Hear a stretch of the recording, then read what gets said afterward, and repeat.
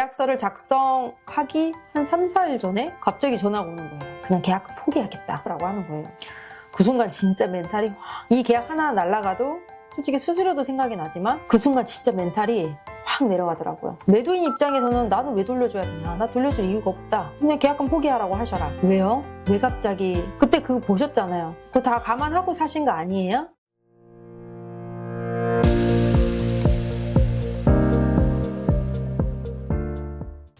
안녕하세요. 입소문 부동산 윤미입니다. 오늘은 우리 일에서는 정말 흔하게 일어나는 일이지만 늘 마음이 무너지는 순간이죠. 바로 계약이 깨질 뻔한 적 있으시죠? 그럴 때의 멘탈 관리법, 저와 함께 오늘 이야기 한번 나눠볼게요. 저는 5년 동안 많은 계약을 했어요. 광양이라는 동네 자체가 아파트의 금액이 큰 금액이 있는 게 아니다 보니까 다른 지역에 비해서는 계약의 건수는 상당히 많습니다. 1년에 약 한 300개 정도를 계약을 하는데요. 5년 동안 계약을 해왔지만 계약이 깨진 적은 사실 단 한 번도 없긴 했어요. 그렇지만 선계약금이라 그러죠. 계약금의 일부를 입금하고 나서 계약이 깨질 뻔한 적은 사실 있습니다. 그때는 사실 수수료도 못 받고 그리고 심리적인 스트레스만 엄청 남잖아요. 더군다나 그게 열심히 손님을 구해서 매칭을 시켰는데 갑자기 안 됐다. 그러면 멘탈이 그럴 때는 확 진짜 내려갑니다. 멘탈이 확 깨져요. 그래서 오늘은 그때 제가 실제로 어떻게 멘탈을 붙잡고 오히려 어떻게 계약을 살려내는지 그런 사례도 있거든요. 한번 이야기 나눠볼게요. 올해 9월 달에 있었던 일인데요. 이제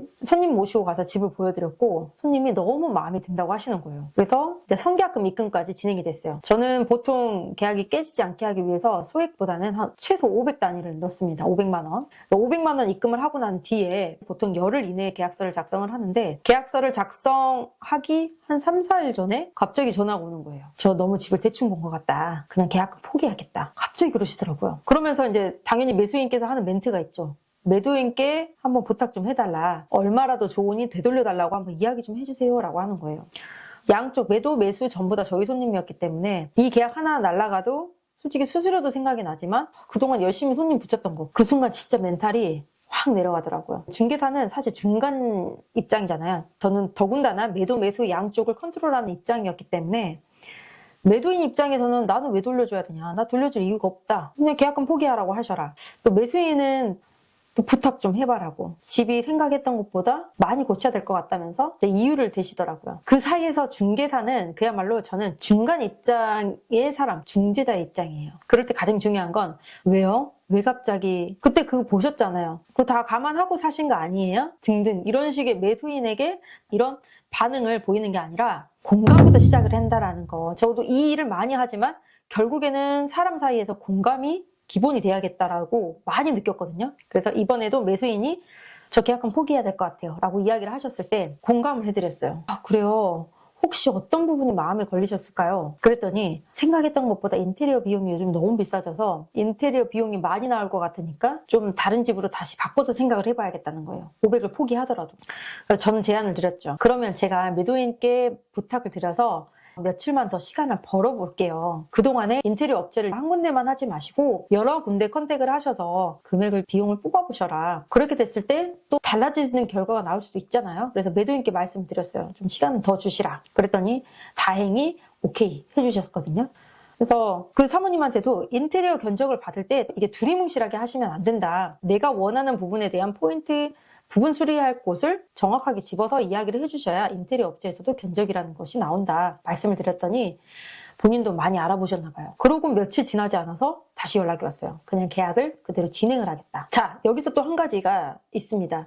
우리가 매수인께 기간을 드릴 때는 인테리어 업체를 좀 더 알아보시고 연락을 주세요 라고 기회를 드리지만 기간을 꼭 정해주셔야 됩니다. 그래서 5일을 드릴게요. 적어도 토요일 오전까지는 그럼 답을 주셔요 라고 이렇게 데드라인을 정해드리니까 정말 그때 딱 맞춰서 제가 연락을 드리니 그냥 계약을 진행하시겠다고 하더라고요.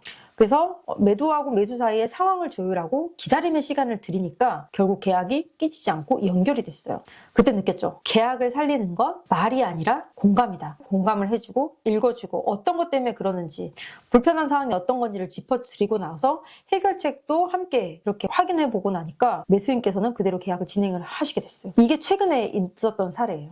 계약이 흔들릴 때는 가장 조심해야 되는 거, 가장 먼저 해야 되는 것은 바로 감정 통제입니다. 당연히 저도 사람인지라 안 좋은 이야기를 들으면 감정 컨트롤이 안 될 때가 많습니다. 감정이 정말 묻어날 수 있고 더군다나 대면을 하게 되면 감정이 그대로 표출될 수 있기 때문에 릴렉스하게 이야기를 해야 돼요. 내가 조급해지면 그 기운이 그대로 상대방에게도 전달이 됩니다. 그래서 저는 그 상황에서도 최대한 침착하게 괜찮습니다. 고객님 충분히 그러실 수 있죠. 천천히 조금만 더 알아보시게요. 조금만 더 생각해 보시고 그럼 며칠까지 꼭 피드백을 주세요. 이런 식으로 말씀을 전해드려요. 이렇게 말을 드리고 나니까 손님 입장에서도 이 공인중개사가 나의 편에서 이야기를 그래도 공감을 해주고 나의 편에서 이야기를 해주구나 라고 느낄 때 신뢰감이 구축된다고 저는 봐요. 그래서 공감과 그 다음에 시간, 이거는 신뢰까지 구축해 준다라고 봅니다. 꼭 기억을 하세요. 공감과 시간은 신뢰를 구축해 준다. 그래서 이 조합으로 인해서 9월에 깨질 뻔한 계약도 다시 클로징해서 계약부터 잔금까지 정말 2주 만에 논스톱으로 바로 마무리됐어요. 계약이 끊겼을 때 멘탈을 지키는 법이잖아요. 뭐 열심히 하는 방법도 있겠지만 저는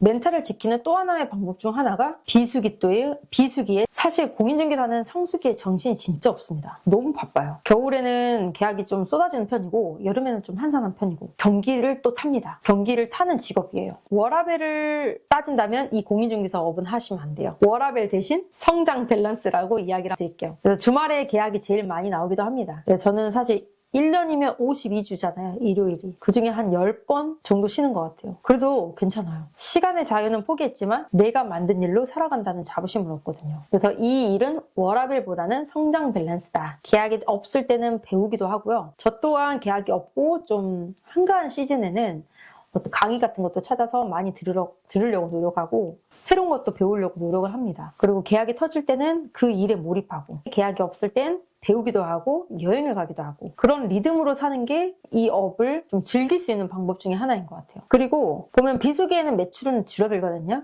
근데 연간으로 보면은 결국 그래프는 우상향이에요. 이렇게 꾸준하게 열심히 하시잖아요. 꾸준함과 성실함을 바탕으로 계속적으로 하게 되면 결국 연 매출 기준으로 따졌을 때는 우상향을 가리키더라고요. 비수기 때만이라도 저는 나를 위한 시간을 많이 가져요. 좀 내려놓고 여행도 가고요. 사실 블랙아웃 해놓고 여행 간다라는 표현이 맞을 것 같아요. 좀 다 내려놓고 여행을 갑니다.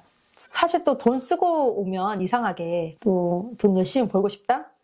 쓰고 왔으니까 돈도 열심히 벌고 싶고 또 드는 생각이 여행에서 돌아올 때마다 항상 감사한 부분이 있어요. 여행 끝나고 집에 오면 그 어떤 호텔보다도 우리 집이 제일 편하잖아요. 그거랑 좀 비슷한 맥락이긴 한데 내가 돌아갈 일자리가 있다는 거, 나의 중개사무소가 있다는 거 얼마나 행복한지 그걸 또 한 번 더 느끼게 됩니다. 그것도 나의 정말 큰 축복이다 이렇게 생각하고 비수기 때는 나를 달래고 그러고 나서 재충전을 한 다음에 성수기 때는 정말 전력질주 열심히 일합니다. 그래서 그런 본인만의 리듬을 좀 만드시는 것도 중요할 것 같아요. 이게 또 멘탈을 지키는 방법 중에 하나가 되더라고요. 저도 사실 5년 동안 꾸준하게 매출세는 상승했습니다. 크게 벌 때도 있지만 조용할 때도 있고요. 그런데 1년을 한꺼번에 이제 연말 결산을 저 스스로가 해보면 항상 웃고 있어요. 비결은 단 하나. 포기하지 말고 루틴을 만들어서 유지할 것.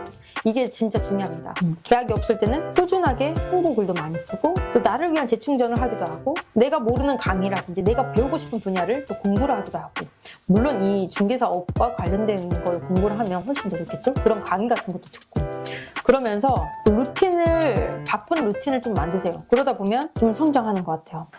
자, 오늘은 깼을 때 아니면 혹은 깨질 뻔했을 때 정말 힘들잖아요. 하지만 감정을 통제하고 공감으로 대응하고 비수기에 나를 달래는 시간으로 이 일은 정말 오래도록 롱런할 수 있을 것 같아요. 계약이 끊겨도 사실 나의 성장은 멈추지 않아요. 그거 꼭 기억하세요. 계약이 며칠 없더라도 나의 성장은 절대 멈추지 않는다라는 거. 나는 오늘도 성장하고 있고 내일도 성장할 거고 계속적으로 성장하고 있다라는 거 꼭 기억을 하시기 바랍니다. 진심을 다해서 열심히 중개하시는 모든 공인중개사님들께 정말 박수 쳐드리고 싶고 여러분의 멘탈이 흔들릴 때마다 이 영상을 다시 보시고 힘내셨으면 좋겠어요. 열심히 하는 모든 중개사님들 정말 응원합니다. 오늘도 계약하시고 내일도 꼭 계약하는 하루 되세요. 저는 입소문 부동산 윤미였습니다.